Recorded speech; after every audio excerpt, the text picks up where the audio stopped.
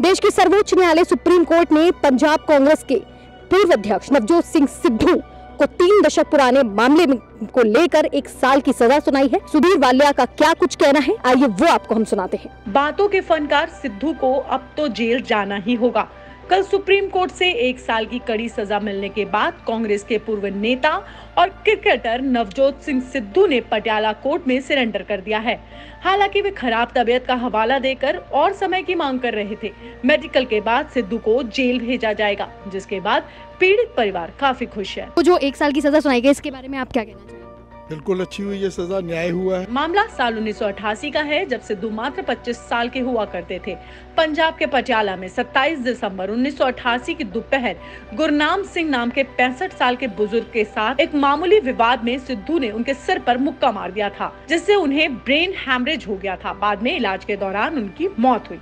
इस मामले में मौत की वजह सिर पर चोट और कार्डिक कंडीशंस बताई गई थी। देर से आए इस फैसले से पीड़ित पक्ष के वकील सुधीर वालिया ने खुशी जताई है। पीड़ित परिवार की तरफ से क्या प्रक्रिया है? उनको यही है कि देर से आए, बहुत देर लग गई, मगर दुरुस्त आए। न्याय प्रक्रिया में, सिस्टम में, इंडियन जुडिशरी पे उनको पूरा विश्वास है और इस फैसले के बाद ये साबित होता है कि आप कितने भी बड़े हो मगर आप कानून से बड़े नहीं हैं। आपको बता दें कि हरियाणा हाई कोर्ट ने सिद्धू को गैर इरादतन हत्या में 3 साल कैद की सजा सुनाई थी, जबकि सुप्रीम कोर्ट ने गैर इरादतन हत्या में उन्हें बरी कर दिया था, लेकिन चोट पहुंचाने के मामले में मात्र 1000 रुपए का जुर्माना लगाया था। ये फैसला जस्टिस AM खानविलकर और संजय किशन कौल की बेंच ने सुनाया है। सिद्धू को IPC की धारा 323 के तहत इरादतन चोट पहुंचाने के दोष में सजा सुनाई गई है, लेकिन सिद्धू के वकील अभिषेक मनु सिंघवी ने कहा कि सिद्धू के लिए कानून के अभी भी कई रास्ते खुले हैं, जिस पर वे काम करेंगे।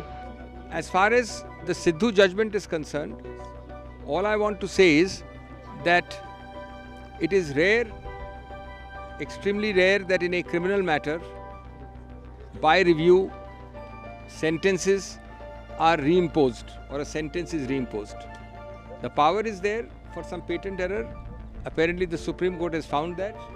I think a fuller and a more comprehensive comment will have to await a detailed study of the judgment. Remedies open to Mr. Sidhu will naturally be exercised in accordance with law, whether it is curative petitions or other petitions.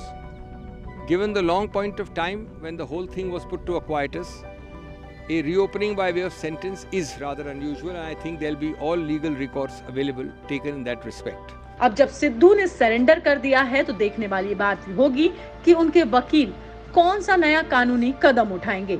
Legal खबरों की update के लिए law street को subscribe करना ना भूलें। Law street Bharat की report.